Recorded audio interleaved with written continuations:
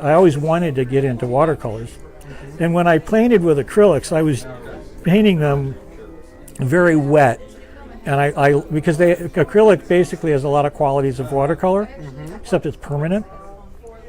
So, but the day came when I had an opportunity to actually get into watercolors, and I had this great teacher, Judy Merrill. I can give Julie some credit. Julie Merrill, Ventura, California, great watercolor teacher. But she in essence was kind of gave me a lot of the tools and stuff that really resonated. But when I started painting with watercolor, because of my background and all the other painting I did, it felt like I'd been doing it all my life. You know, the watercolor. It just came to me like literally like a duck in water. What I can't say about my painting is I'm not. I'm really big on using imagination, and I work really outside the box, if you will.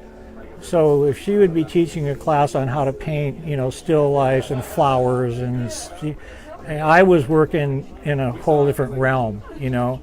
And I started just, every time a lot of these paintings, I would just sit down and I would never have a plan. I would just sit down and pull out the colors and look at the paper and just launch. And this was what would come out, and none of it was planned.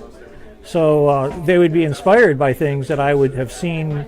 You know, a lot of times I drove into her class, and I drove down 101 on a Saturday morning, and I would see the islands in the background a lot, and clouds and all these things. So horizons and landscapes and those kind of things, nature were a big influence. And then anything that was going on in my life emotionally.